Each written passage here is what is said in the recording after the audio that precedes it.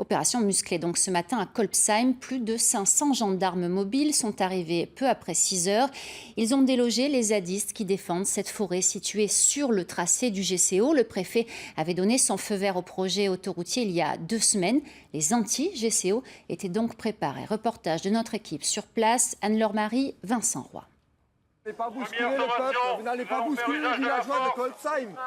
Il est 6 heures pile, la charge est annoncée mais elle surprend les habitants. Bousculades, sans ménagement et bombes lacrymogènes ont raison de la volonté des opposants au GCO et de notre caméraman qui se retrouve à terre. Je suis en colère et je suis très honteuse pour notre démocratie. Plus de 500 gendarmes mobilisés pour évacuer la ZAD du Moulin et la zone où doivent démarrer les travaux. En face d'eux, des habitants des environs qui peinent à en croire leurs yeux.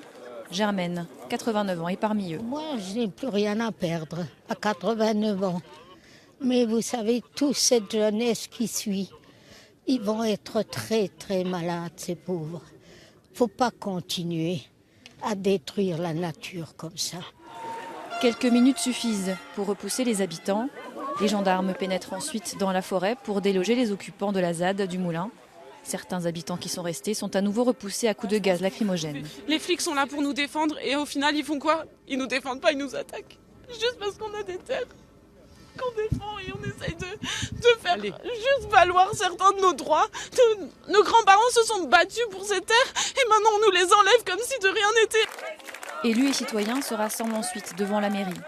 Dany Karcher, maire de Kolbsheim et opposant historique au GCO, fait le point. Merci à tous d'être là. En ce matin un peu dramatique pour notre commune, mais je dirais pour l'Alsace aussi, et même pour la démocratie et pour la République française, puisqu'on peut constater que la République française commence à gazer les élus. Pour l'heure, les bulldozers ont entamé leur travail dans la forêt de Kolbsheim. Il s'agit de sécuriser la zone. 2 référés devant le tribunal administratif doivent toujours être examinés. Pour les opposants au GCO, l'État peut encore suspendre les travaux.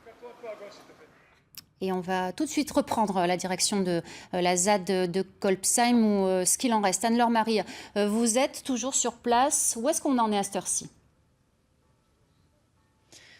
Bonjour Claire, eh bien le calme est revenu ici à Kolbsheim. Il reste, comme vous pouvez le voir derrière moi, quelques véhicules de gendarmerie qui empêchent l'accès à la zone des futurs travaux. Les services de l'État ont d'ailleurs barré cette route. Elle devrait l'être jusqu'au 15 octobre. Les travaux de déboisement devraient également démarrer. Ce matin seulement, c'était des travaux pour tenter d'enlever les habitations de la ZAD du Moulin. Malgré tout, les opposants au GCO espèrent toujours un coup de théâtre et une décision de l'État en leur faveur avant les premiers coups de hache. Par ailleurs, José Bové est attendu sur le site de la ZAD en fin d'après-midi. Merci beaucoup Anne-Laure pour toutes ces précisions. Il n'y a donc plus personne, vous l'avez dit, sur le site. Information confirmée par le préfet qui a tenu une conférence de presse dans la matinée juste après l'opération. On l'écoute. Une opération donc menée avec rigueur, dont le bilan est, je crois, satisfaisant puisqu'il n'y a pas de blessés, qu'il a été fait usage de la force avec beaucoup de mesures, qu'il a fallu faire usage de 2 grenades lacrymogènes à main qui ont été tirées pour faciliter l'opération de dispersion qui était nécessaire. Et on retrouve tout de suite Grégory Fraise à 2 pas de l'hôtel du préfet à Strasbourg. Vous avez assisté à cette conférence. Quelle est la suite de l'opération, Grégory ? Oui, nous sommes effectivement place Broglie, vous le voyez, les opposants à cette autoroute se sont réunis. Eh bien, écoutez, la suite, le préfet l'a annoncé, une fois que la ZAD sera complètement débarrassée de toutes les structures, les cabanes qui étaient installées, que les affaires seront rendues à leurs légitimes propriétaires, ce sont ces termes, eh bien, Vinci pourra débuter les travaux et ceci devrait intervenir peut-être dans les prochaines heures puisque le préfet parlait d'un temps assez court entre la fin de ces opérations de nettoyage et le début des travaux préparatoires donc aux fouilles archéologiques. Alors, côté opposant, eh bien, à mes côtés, il y a Michael Kugler, vous êtes co-secrétaire régional d'Europe Écologie Les Verts Alsace. Pour vous, la suite, c'est quoi ?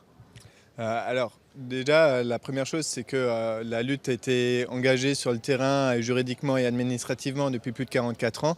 La ZAD n'existe que depuis 1 an. On va continuer à mener la même lutte qu'avant. Alors, avec la prise en compte des derniers dossiers, des derniers événements, évidemment.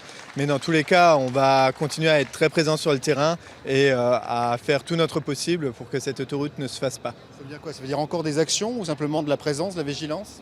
Action, présence, vigilance, toujours de manière pacifique, ça a toujours été notre mot d'ordre depuis le début. On a particulièrement travaillé à montrer quelles étaient les problématiques de cette autoroute, de ce projet. Ça a été entendu par les commissaires enquêteurs des différentes commissions et de l'enquête publique. Ça n'a pas été entendu par monsieur le préfet. On va faire en sorte qu'on continue à porter cette parole dans tous les cas.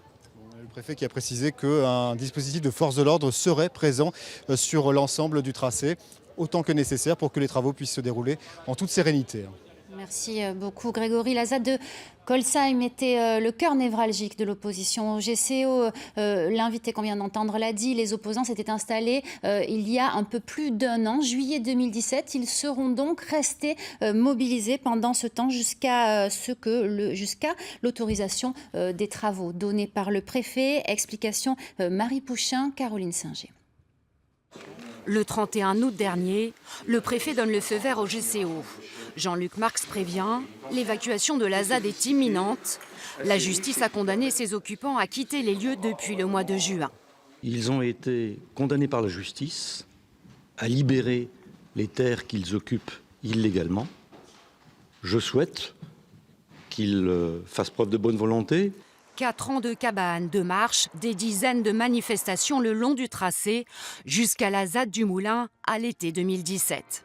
Une dizaine d'opposants s'installent alors dans la forêt de Colsheim, au milieu du tracé, là où Vinci doit construire son viaduc. Sur la place du camp, on aura un bassin de rétention d'eau.